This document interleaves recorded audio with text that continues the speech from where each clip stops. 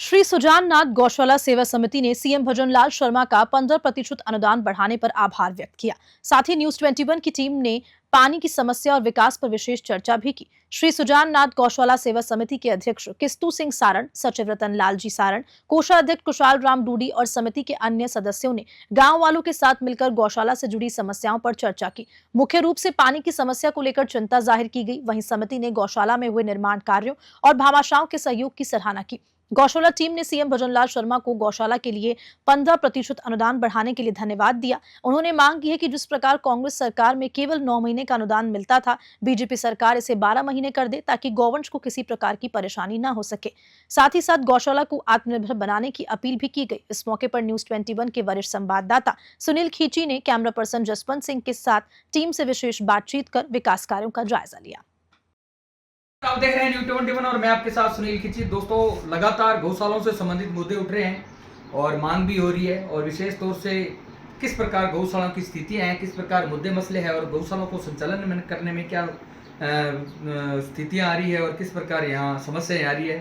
तो आज हम सुजान नाथ गौशाला समिति कुड़ी के अंदर पहुंचे हुए थे और यहाँ के जो अध्यक्ष रतन सिंह जी हैं हमारे साथ, और विशेष तौर से जो कुशाला राम जी हैं वो हमारे साथ जुड़े हुए हैं।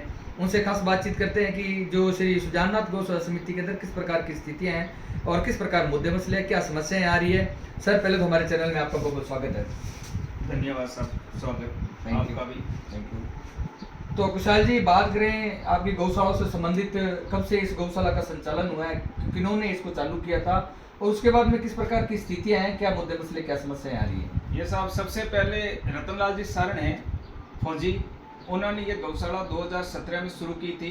उन्होंने अपने खुद का बजट लगा करके 10 लाख रुपए लगा के इस गौशाला का शुरुआत की थी। इस गौशाला की शुरुआत करने के बाद उन्होंने इस गौशाला को गांव को समर्पित की। गांव वाले चला नहीं सके, फिर रतनलाल जी ने फिर इस गौशाला का संचालन अपने हाथ में लिया और खूब कोशिश की उन्होंने, और खूब मेहनत करते हैं। कम से कम 1000 पौधे लगाए हैं, 500 गायें हैं, और गांव में सबको ये कहते हैं कि जो भी गाय ऐसा ही गाय है उनको फिर यहाँ लाओ, हम सेवा करेंगे।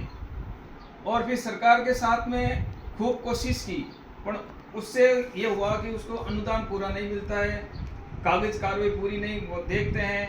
जमीन का मुद्दा है, वो जमीन है यहाँ एक बामासात है, उनको जमीन जो सरकारी खाते में चली गई, वो आज भी सरकारी खाते में है, गौशाले के नाम नहीं हो रही है। गाँव की 600-700 बीघा जमीन है। रतन जी खूब कोशिश करते हैं, वो भी आज भी उस गौशाला का सीमांकन नहीं हुआ है। फिर चारे की समस्या है, पानी की खूब समस्या है। गांव से ट्यूबवेल बाहर करा करके पानी लाते हैं, उसमें भी पानी नहीं है। सरकारी ये ट्यूबवेल है, उसमें पानी नहीं है, और अव्यवस्था है पानी की पूरे गांव में। गौशाला में आने का सवाल ही नहीं है। और चारे की समस्या है, तो ये आधी गायें हैं, जैसे 500 गाय तो 300 गाय आज भी जंगल में चरने के लिए जाती है दिन में, और उससे हमारा थोड़ा गौशाला का सहयोग मिल जाता है। बाकी चारे की व्यवस्था पूरी हम नहीं कर सकते। धन्यवाद। तो बात करें सर, जैसे काफ़ी मुद्दे हैं जो उभर कर सामने आ रहे हैं गौशालाओं से संबंधित।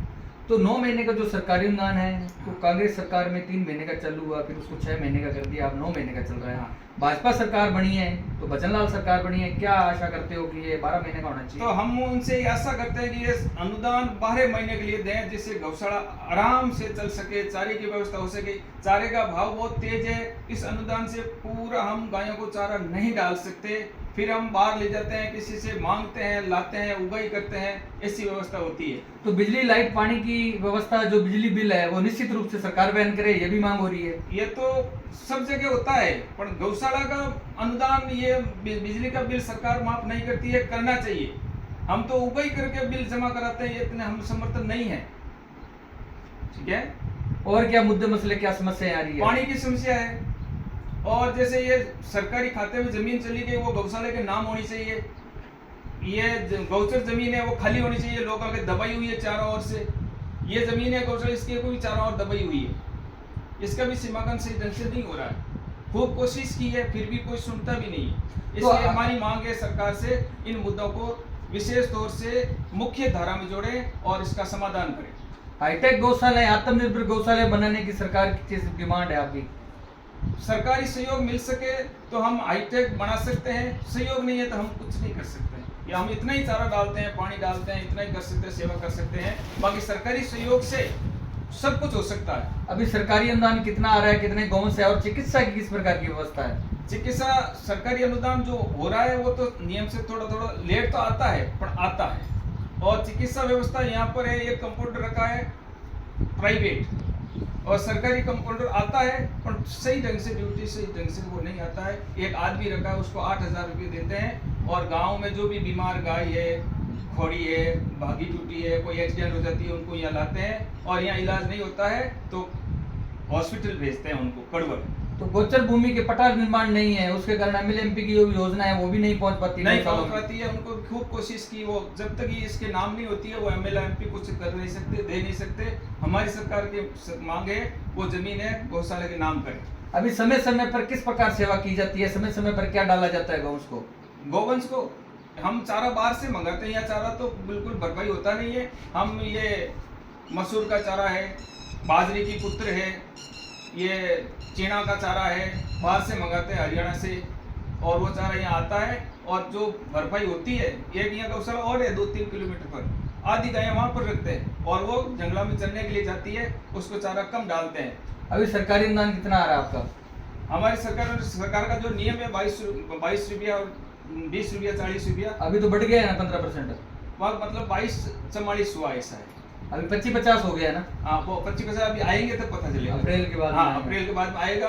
सुनते हैं हो गया, पर अब की बार आएगा। तो आपकी जो कार्यकारिणी टीम है, रतन जी भी है, अध्यक्ष हाँ। साहब हैं, आप कोषाध्यक्ष हो, हाँ, तो सर बातचीत कर रहे हैं निश्चित रूप से उन समाज और गांव के लोगों के, या युवा वर्ग है, या जो व्यापारी वर्ग है, उनको क्या आशा करते हो कि बढ़ चढ़कर सहयोग करे ताकि अच्छे तरीके से गौश की सेवा की जा खूब सके? सहयोग करता है, बढ़ चढ़ के सहयोग करता है। गांव की सारी गायें, वो गांव वाले भी अपनी गायों का भरण पोषण कर नहीं सकते ना, वो गायें आती यहाँ है, ठीक है ना, वो गायें छोड़ देते हैं तो गौशाला में आती है सीधी, और गांव वाले खूब सहयोग करते हैं। और हमारे यहाँ भागीरथ जी शर्मा है जो मद्रास में रहते हैं, उनका सहयोग खूब है, यहाँ पर खूब सहयोग देते हैं, वहाँ से चंदा लाते हैं, और कभी ये कमरे बनाते हैं, उनकी तरफ से, मद्रास की तरफ से बन रहे हैं। और जो उचारे के हॉल बने हैं उन्होंने बनाए हैं, कर्नावटी परिवार है उन्होंने एक हॉल बनाया है, वहाँ से थोड़ा चंदा आता है तो हमारी गौशाला थोड़ा संचालन चलता है, सारा पानी आ जाता है।